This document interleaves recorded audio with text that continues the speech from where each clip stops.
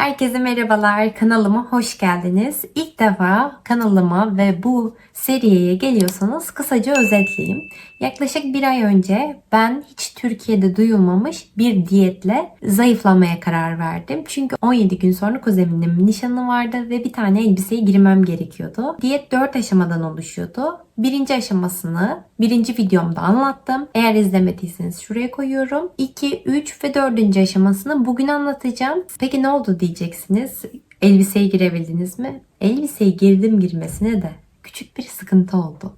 Elbisem bana bol geldi. Bu gerçekten bayağı kilo verdiren bir diyet. Özellikle birinci aşaması. Hatta mesajlarınızı alıyorum. 7-8 kilo verenler var aramızda. Tebrik ediyorum herkese.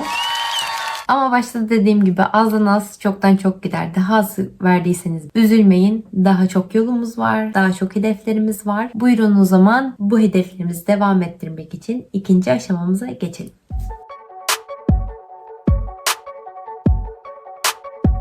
Şimdi birinci aşamayı zaten dinlediyseniz, uyguladıysanız ikinci aşama size çok kolay. Birinci aşamadaki bütün kurallar geçerli. Sadece birkaç gıda ekleyeceğiz. Biz birinci aşamada protein et olarak daha çok kümes hayvanları, tavuk, hindi, balıkta da daha çok somondur, ton balığıdır tüketiyorduk. Şimdi artık protein kısmına etler ekleniyor. Tam da bayramüstü bence iyi denk geldi diyelim. Evet ama etlerle ilgili küçük bir detayımız var. Deri vesaire varsa onları alıyoruz. Yağlarını alıyoruz. O şekilde tüketiyoruz. Toplulukta ben menülerimi, tabaklarımı arada paylaşıyorum. Diyeceksiniz birinci aşamada kıyma paylaştınız. O nasıl oluyor? Birinci aşamada normalde hindi kıyması kullanılıyordu bazı tariflerde. Türkiye'de hindi kıyması bulmak çok zor. Yani ben bulamadım. O yüzden o günlüğe özel yağsız kıyma aldım. Bir iki kere onu kullandım. Peki deniz ürünlerinde artık kabuklu deniz ürünleri diyebilirsiniz. Karides vesaire. Bu tür deniz ürünlerini de listenize ekleyebilirsiniz. Bunu seveceksiniz. Doğal nişastalar ekleniyor. Ama bu doğal nişastalar böyle özenle seçilmiş nişastalar. Yediğimizde bizi hemen acıktırmayan, uzun süre tok tutan nişastalar. Nedir bunlar? Tahıllar, işte yulaf gibi, bulgur, kuskus, basmati pirinç, esmer pirinç, kinoa, bu tür gıdalar. Baklagiller ekleniyor. Baklagiller de işte börülce, fasulye, nohut gibi. Ondan sonra bir de nişastalı sebzeler ekleniyor. Nedir bunlar? Patates, tatlı mısır, Hint yer elması, bal kabağı, tatlı patates gibi gıdalar ekleniyor. Burada bir kural var. Bu eklenen gıdaları 2 servis olarak tüketeceğiz. Nasıl yani? Mesela sabahleyin ben yulaflı pasta yedim. Öğlenleyin de işte basmati pirinçle tavuk salata yedim. Akşamleyin birinci aşamadaki menümüzü yapıyoruz. Ya sabah öğlen kullanacağım bu nişasta hakkımı ya da öğlen akşam işte öyle bir kombinasyon, yani 2 öğünüme serpiştireceğim bunu. Beni takip edenler bilir. Hep takip şeması koyarım. Hemen burada bir yeni takip şemamız var. Şimdi buradaki sözleri değiştirdik. Yeni motivasyonlar eklendi aramıza. Burada birinci aşamadaki şemadan farkı nedir? Burada bir renklendirme var. Neden bu renklendirme var? Çünkü ikinci aşamayı biz birinci aşamayla birlikte uygulayacağız. Yani nasıl? Birinci gün bakıyorsunuz yeşil. Diyeceksiniz ki tamam yeşil, ne yapayım? Hemen bakıyorum. Hop, ikinci aşamaymış. O gün ben ikinci aşamayı uygulayacağım. İkinci güne geldim. Hop, sarı. Ne oldu? Birinci aşamayı uygulayacağım. Bu şekilde bir ikinci aşama, bir birinci aşamanın menüsü uygulanacak. Yine başında, ortasında işte kilonuzu yazabilirsiniz. Bu şekilde takip edebilirsiniz. Geçelim 3. aşamamıza. 3. aşama başarma. Peki neden bu başarma? Çünkü 34 gün boyunca siz çok güzel bir mücadele verdiniz. Kilolar gitti. İltifatlar alındı. Çoğunuz hedefinize ulaştı belki. Hedefinize ulaşmayanlar hala devam ediyor belki. Burada baştan söylemem gereken bir şey var. O ilk 2 aşamada gördüğünüz değişimi göremeyeceksiniz. Ama motivasyonunuz hemen kırılmasın. Bununla ilgili çözümleri paylaşacağım sizlerle. Neden böyle olduğunu ve çözüm olarak ne yapabilirsiniz? Hemen gelelim takip şablonumuza. Takip şablonunda hep ben motivasyon kelimeleri paylaşıyordum. Bu sefer motivasyon kelimeleri, cümleleri paylaşmadım. Çünkü motivasyon sizsiniz. Nasıl sizsiniz? Şimdi birkaç tane orada cümle var. Hangisini bu aşamaya kadar yaşadıysanız tik koyuyorsunuz. Tartıda hedeflediğim eksilmeyi gördüm. Tik.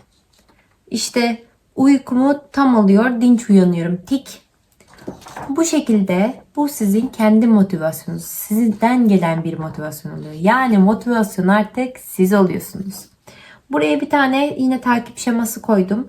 Buradaki renklerin hiçbir anlamı yok. Sadece tik atın diye.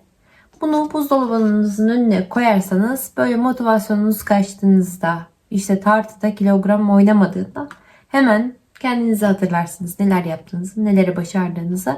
Bu şekilde size bir motivasyon olur.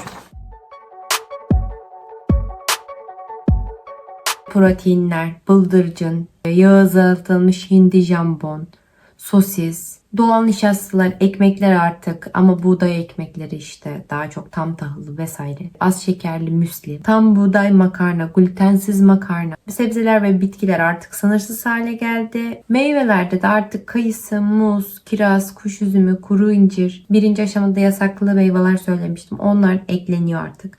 Mandıra ürünleri, günlük olarak 1-2 servis olmak şekilde yine aynı kurallar geçerli. İşte düşük kalorili peynirler, az yağlı süzme peynir artık. Mandıra ürünleri sevmiyorsanız onun yerine badem, soya sütü tüketebilirsiniz. Ben Hindistan cevizi sütü tüketiyorum. Yulaf sütü tüketiyorum. Gerçekten çok sevdiğim şeyler. Ondan sonra isteğe bağlı atıştırmalıklar. İşte patlamış mısır mesela. Ondan sonra dondurmadır. Kase şekersiz puding. Benim bir tarifim var. Onu paylaşacağım. Sizin kendi bir tarifiniz varsa onu yiyebilirsiniz. Neden bizim kilo vermemize başladı? Çünkü daha çok besin girdi. Şimdi zaten diyetin kuralı bu. Diyet gittikçe kolaylaşıyor. Daha çok böyle hayatımıza uygun hale geliyor. Şimdi başarma döngüsünde eğer birazcık daha metabolizmanızı hızlandırmak istiyorsanız birinci porsiyon kontrolü. Şimdi biz ikinci aşamalarda hep tokluk metreyi kullanıyorduk. Daha doğrusu diyetin geneli tokluk metreyle çalışıyor. Tokluk metre nedir diyorsanız birinci videomdan bakabilirsiniz. Ette de bir sınırlamaya gireceğiz. Başka gıdalar eklendi. O zaman ben artık eti öyle sınırsızca yemeyeceğim. Eti yarım sünger porsiyonunda yiyeceğim. Benim bir tane tavsiyem var. Özellikle öyle fabrikada çalışırken toplu yemek yenilen yerlerde bunu uyguluyordum. Biliyorsunuz genel olarak işte et olur, karbonhidrat olur, sebze olur. İlk sebzeleri yiyordum. Sonra eti yiyordum. Zaten karbonhidrata zaman gelmiyordu. Siz de bu şekilde yapabilirsiniz. Eti zaten genellikle az oluyor bu tür yerlerde. Ama evde de ilk başta sebzeyle midenizi doldurup sonra ete geçerseniz daha iyi olur. Yani bu benim kendi tavsiyem. Uyku çok önemli. Neden? Göbek yağlanmanın hepsi zaten uykuyla bağdaştırılıyor. Geç saate kadar durunca gidiyorsun bir atıştırayım ya. Ne olacak ki? Normalde bu aşamada alkol içiliyordu artık. Ama hala kilo vermeyi daha hızlı şekilde devam etmek istiyorsanız alkol içmeyin.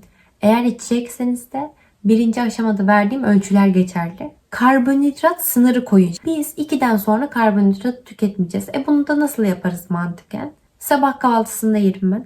Bir de öğlen yemeğinde yerim.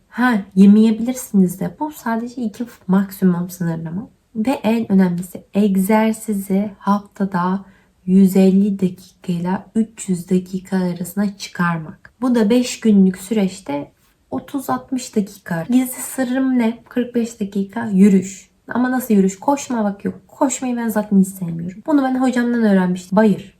Spor salonuna mı gidiyorsunuz? Bayıra 12 ayarla oraya. Ya da evinizin yakınında bayır varsa orayı birkaç kere yürüyebilirsiniz. Cidden bayır böyle şıp şıp şıp şıp terleri akıtıyor. Yağlar eriyor ya. Yağların gözyaşı mı desem. Üçüncü aşamayı tamamen bitirmeden önce son bir noktam. Eğer üçüncü aşamayı bitirdiğinizde vermeniz gereken hala çok fazla kilo varsa 2 tane uygulamanız gereken yöntem var. Birincisi birinci aşamaya geri dönüp birinci aşamayı uygulayıp sonra ikinci aşama, üçüncü aşamaya tekrar geri dönmek. İkincisi İkinci aşamaya geri dönüp ikinci aşama, üçüncü aşamayı tekrar geri uygulamak. Yani kısacası siz istediğiniz kiloya ulaşana kadar üçüncü aşamayı tekrarlayacaksınız. Çünkü dördüncü aşama bir koruma programı. Dördüncü aşamamıza hedefe ulaşmaya geçelim. Biz al, ver döngüsünden kurtuluyor. Şu ana kadar çok fazla kilo vermiş olabilirsiniz. Artık siz o kiloları geri almayacaksınız. Nasıl almayacaksınız? Bu programla. Çünkü artık siz 5 kilo veren, 10 kilo veren kişi değilsiniz. Siz artık bir spor yapan, sağlıklı beslen insan kimliğine dönüştünüz. Dönüşmelisiniz de. Yoksa her seferinde yine bu diyet gelir. Alman diyeti gider. Yani hep diyetler gelir gider. Artık bu zamana kadar yeme stilimizi öğrendik zaten. Hafta içi yine bu birinci aşamadaki yemekler olur, ikinci aşamadaki yemekler olur, üçüncü aşamadaki yemekler olur. Bunları devam ediyoruz. Cuma'dan pazara kadar bizde bir süreç var. Hep bir yerlere gidilir. Burada çok güzel bir yöntem var. Cheat day değil yani. Bir gün kaçamak günü değil. Çünkü o kaçamak günlerini biliyorum. Ben de yapıyordum bu kaçamak günlerini. Sabahtan bir başlanıyor. Gece 12'ye kadar böyle 11.59'da şu poğaçayı da atayım yarın. Çok güzel olacak. Hayır. Bunun da bir kuralı olmalı. Çünkü biz kuralsız demek ki bunu başaramamışız bu zamana kadar. O yüzden buradayız. Ne kuralı? 3 öğün kaçamak yapabilirsiniz. Nasıl? İşte cuma akşamı dışarı çıktım. Oo, pizza günü. Yanında da bir tane bira içeceğim. Tamam, içtin. Cumartesi günü sabahını kahvaltı devam ettin. Sağlıklı bir biçimde. Öğlen yemeği devam ettin. Cumartesi akşamı yemeğe davetlisin. Tamam, ikinci öğün hakkını kullandın. Pazar günü geldi. Günü biliyorsunuz. Türkler için pazar kahvaltısı çok önemlidir. Pazar kahvaltını da yaptın. Tamam, hiç suçluluk yok. 3 öğün kaçamak hakkını sen yaptın. Sonra artık pazar akşama gelince kendini kısıtlama, az yiyeceğim, çok yedim yok. Pazartesi günü suçluluk duygusu yok. Artık bugün diyete başlayacağım yok. Çünkü ne yapacaksınız? Hafta sonu yediğiniz yemeklerinizi aklınıza silindi. Pazartesi günü ya birinci aşamadaki menüyü uygulayın, ya ikinci aşamadaki menüyü uygulayın, ya üçüncü aşamada. Bu şekilde devam ediyoruz. Haftalık olarak kadar kaçamak yaptık. Bunların ölçüsü nedir? Çok mu kaçtı? Bunları da takip etmek lazım. Ya sonuçta şöyle bir şey vardır. Takip edemediğiniz şeyi ölçemezsiniz. Ben hep buna inanırım. Bu yüzden neyimiz var? Yıllık kilo kontrolümüz. Artık kilomuzu böyle sürekli ölçmeli. Haftada bir bakalım. Bakın burada 52 hafta var. Yaz birinci hafta kaç kilo olduğunu. İkinci hafta yaz. Dikkat etme noktan olsun. 2,5 kiloyu geçtiğin an hop bir şeyler var burada. Ben şu 17 günlük diyetin birinci aşamasını ve 17 gün boyunca uygulayayım. Ya da ikinci aşamasını. Kahvaltıyı atlamayın. Bakın kahvaltı çok önemli bir şey. Neden önemli bir şey? Şöyle değil, kahvaltı yemeyen kafası çalışmaz değil. Aralık orucu eminim siz de yapmışsınızdır. Ben de yaptım. Aralıklı oruçta da işte başka şeyde de kahvaltıyı atladığınızda bu sefer bir sonraki öğüne çok fazla yükleniyor. Zaten buradaki kahvaltı yani çok az zaten. Kahvaltı yapmış olmak için yapıyorsun. Çünkü oradaki amaç zaten seni bir sonraki öğüne çok aç, saldırgan bir şekilde gelmeni engellemek. Salatayla barışın. Salata hep olacak hayatınız. Önerim hep böyle salata, sebzeleri ilk önce yiyin. İlk önce yiyin de ötekilere yer kalmasın. Başka bir noktamız hareket. Hep hareketli olacağız. Bunun sadece spor değil. Bunun için başka yöntemler de var. Mesela ben spor yapmadım. O gün hiç zamanım olmadı. 5. katta oturuyorum. 5. katı ben hop merdivenle çıkıyorum. Haldır. Bu da bir spor. Ev işleri var arasında. Yani bunları ekleyeceğim yakında. Hareketli olun ya. Sizin oturmanızı engelleyen her şeyi yapın. Öyle söyleyeyim. Ya şunu unutmamanız lazım. Artık bir diyet yapmıyorsun. Hayat biçiminiz bu şekilde. Bunu hatırlamanız lazım. Kendimden birkaç nokta eklemek istiyorum. Şimdi bu diyette hep yeşil çay var. Yeşil çayı her öğünde içiyoruz ama işte açken, işte hemen yemeğin ardından işte karnınız çok şiştiyse içmeyin. Birkaç bardak fazla içmeyin, zehirleyebilir sizi. Dikkat edin. Gemileri yakmak deyimi nereden geliyor? Ve video ile alakasını da bağlayarak bitirelim. Zamanında işte İslam komutanı Tarık bin Zayid, yanlış hatırlamıyorsam Emevilerin komutanı, İspanya'yı fethetmek için işte gidiyorlar. Ondan sonra orada bir haberler dönüyor. Tam işte İspanya ordusu 100.000 kişilik ordu hazırlamış. İşte çok güçlülermiş vesaire. Tabi bunlar birazcık endişeleniyorlar. Hayır. Bu komutan bütün askerleri böyle bir tepeye çıkartıyor. Böyle geldikleri yeri görecek şekilde işte gemileri duruyor. Birkaç askere de diyor. Bütün gemileri yakın. Bütün askerler o tepede o gemilerin yanışını yavaş yavaş izliyor. Komutan da dönüyor, diyor ki bak bakın bizim gemilerimiz yandı. Bizim artık diyor dönüş yolumuz yok. O yüzden diyor ya öleceğiz ya da bu savaşı kazanacağız. Seçim sizin. Ona göre savaşın diyor. Bu şekilde gemileri yakmak deyimi geliyor. Peki benim gemileri yakmam neydi? Ben bu videoyu başlarken nişana tam 17 günü kala başladım. Elbiseydi o 17 gün boyunca hiç denemedim. Çünkü deneseydim gemilerimi yakmamış olacaktım. Nasıl yakmamış olacaktım? Son 2 gün kala işte gidip bir elbise alabilirdim kendime. Başka bir çözüm yaptırabilirdim.